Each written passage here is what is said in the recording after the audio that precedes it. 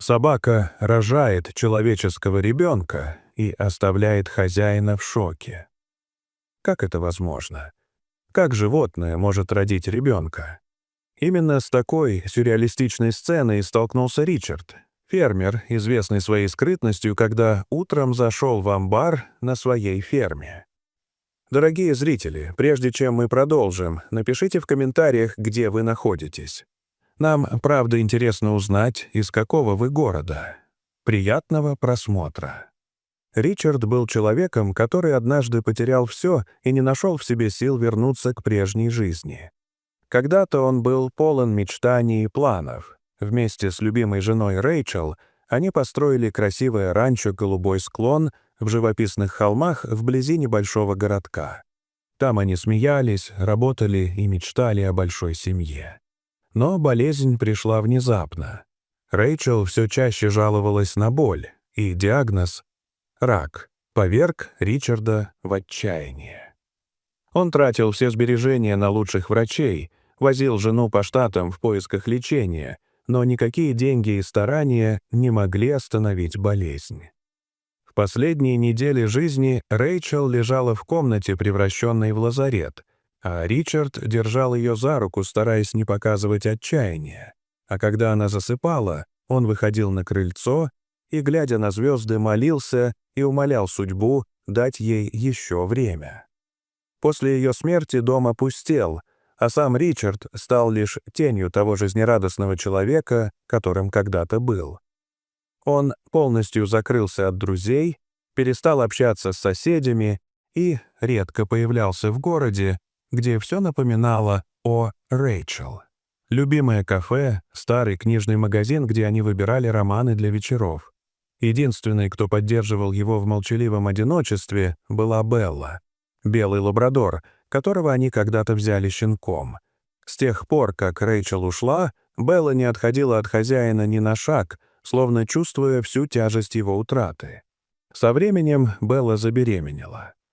Ричард, хоть и пытался казаться равнодушным, заботился о ней с трогательной внимательностью.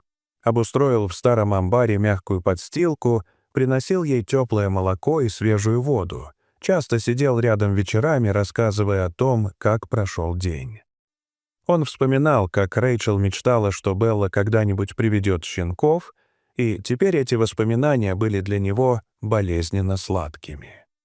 Белла отвечала преданным взглядом и легким вилянием хвоста, будто говорила, что понимает каждое его слово и делит с ним эту тишину. В одно холодное утро Ричард заметил, что Белла пропала. Обычно она всегда встречала его у крыльца, но в этот раз нигде не было слышно даже ее дыхания. Ричард забеспокоился и начал поиски. Обошел двор, заглянул в сарай, в старые загоны. Его тревога нарастала с каждой минутой, пока он не услышал сдавленное поскуливание из амбара. Ворвавшись внутрь, он увидел Беллу, которая лежала на боку, окруженная щенками, но среди них что-то сразу бросилось в глаза. Маленький человеческий младенец с розовой кожей, прижавшийся к собаке, будто к собственной матери. Ричард замер. Его мысли метались. Это невозможно. Но младенец шевелился и тихо издавал звуки, доказывая, что это не видение. В дальнем углу амбара раздался слабый шорох, и Ричард увидел молодую женщину с растрепанными волосами. Ее лицо было бледным, одежда в пятнах крови и грязи. Она подняла руки, словно сдаваясь. «Пожалуйста, не стреляйте!» — дрожащим голосом попросила она.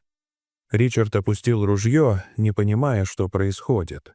Женщина рассказала, что ее зовут Мэдди, и что она сбежала от своего парня Джека, который угрожал убить ее и ребенка после рождения.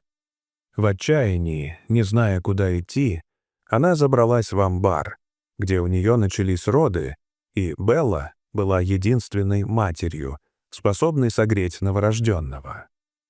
Она не хотела никому навредить, просто надеялась, что кто-нибудь найдет малыша и спасет его. Ричард, всегда считавший себя равнодушным к людям, после потери Рэйчел вдруг ощутил, как его сердце дрогнуло. Он не мог выгнать Мэдди и ребенка.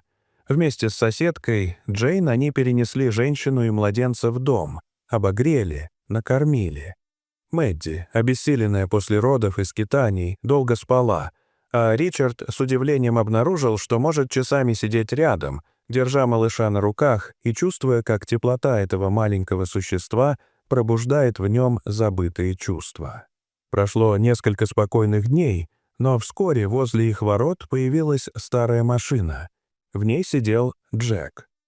Он не подошел к дому, но часами следил за происходящим, словно выжидая момент. Ричард понял. Опасность близко. Он вышел к машине, предупредил Джека, что если тот не исчезнет, Ричард сам найдет способ навсегда отвадить его от семьи. Но Джек не ушел.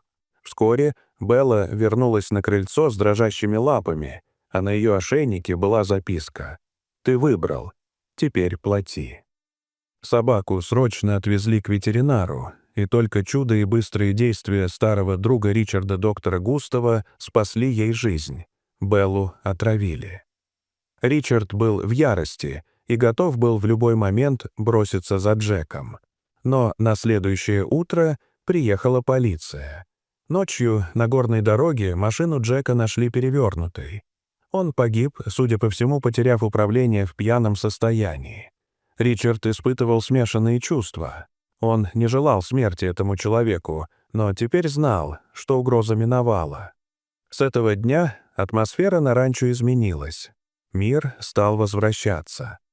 Ричард официально оформил усыновление малыша, которого назвали Марком, и начал воспринимать его как собственного сына. Мэдди все чаще смеялась и улыбалась. Ее глаза перестали выражать постоянный страх, а в голосе вновь звучала надежда. Ричард с удивлением для себя понял, что хочет, чтобы Мэдди и Марк остались с ним навсегда.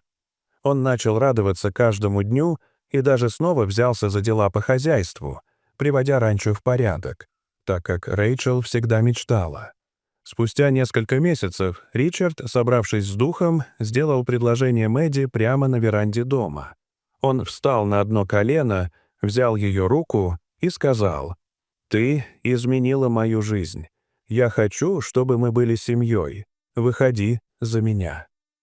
Мэдди ответила согласием, не сдерживая слез радости. Свадьба прошла на ранчо. Простая, но теплая, с друзьями, соседями и, конечно, с Беллой, гордо вышагивающей с подушечкой для колец на ошейнике. С этого дня голубой склон стал не только домом для Ричарда, но и местом, где он вновь обрел счастье. Дорогие зрители, что вы думаете об этой истории? Расскажите, пожалуйста, в комментариях. А если вам понравилось это видео, то ставьте лайк и подписывайтесь на наш канал. До свидания.